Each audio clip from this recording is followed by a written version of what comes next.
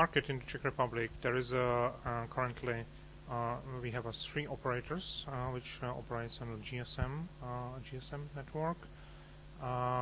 Within the one operator, which is the Telefonica O2, started deployment of the 3G, which is now it's followed by the remaining operators. The population in the Czech Republic is at 10 million people, but we have 12 million mobile customers. So that's number portability was in the Czech Republic implemented in the two steps. In 2003 was the fixed number portability was introduced, and the incumbent operator, Český Telekom at that time, now Telefonica O2, in fact through the association of the industry association of fixed line operators, they agreed to interoperable processes, and in fact there was not, let's say, the proactively supported, but there was a very cooperative move to, if it's once was stated as by the law, by the amendment law, as an obligation, then Telefonica, Český Telekom at the time, was relatively active to influence the interoperator processes, influence the setup of the central solution, it means the central reference database, and prepare the processes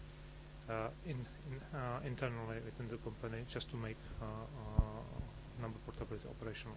That's maybe first, this was the according to the fixed number portability. Mobile number portability, which is much more important from the business point of view, was introduced in January 2006, and at that time was a much more expectation from the third operator on the market, who was the lowest market share, to receive more customers.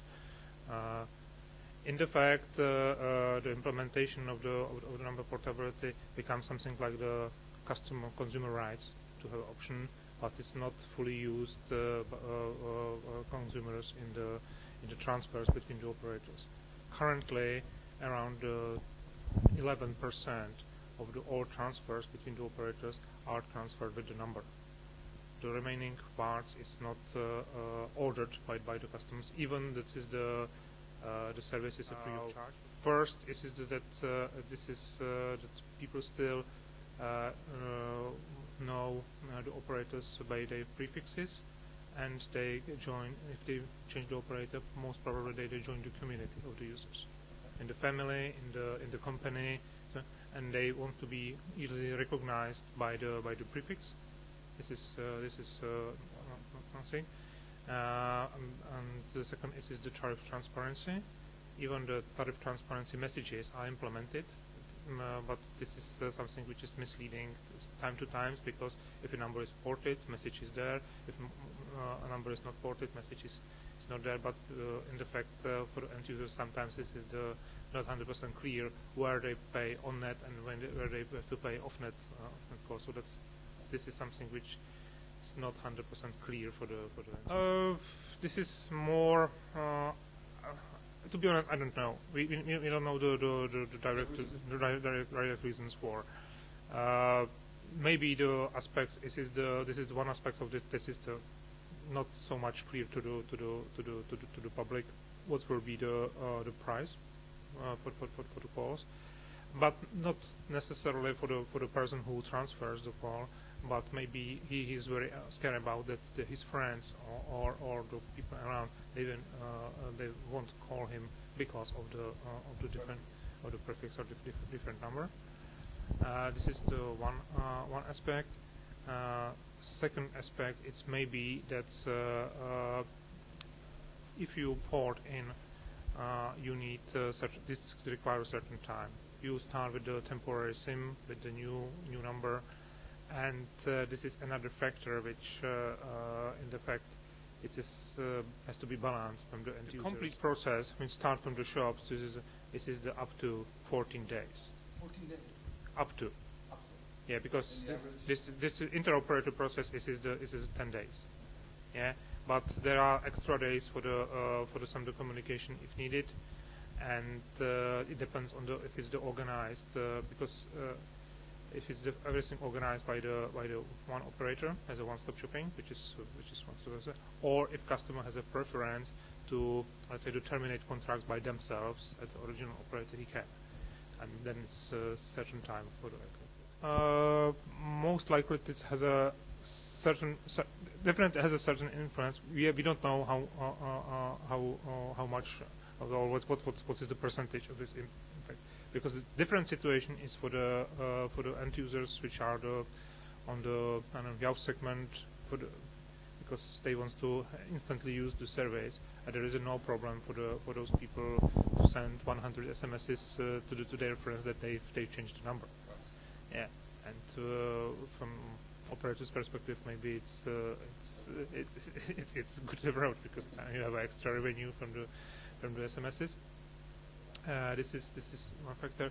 Another factor is the for the companies. It's transferred into companies. It's to be it's always usually prepared like the project-oriented task. So that's we are able to transfer the company numbers over the weekend or something like that. If it's but has to be prepared upfront. So, okay.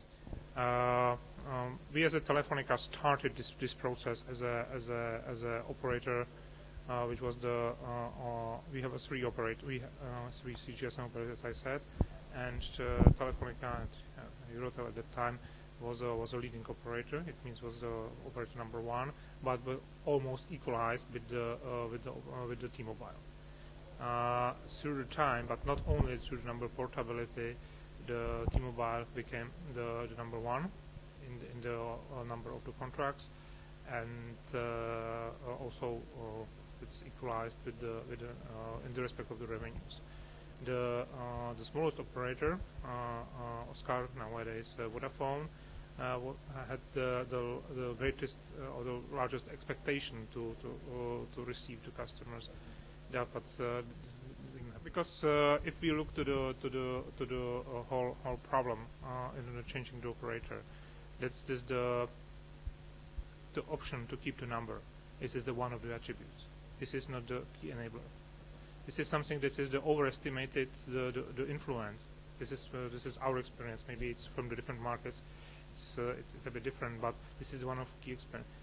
If someone says that in one country or country was very successful number portability, and then you go deep dive to the problem, you recognize that there was supported by the zero price of the new handsets and many other free minutes, and those were factors which maybe this number was ported as well. This is something which is maybe minor.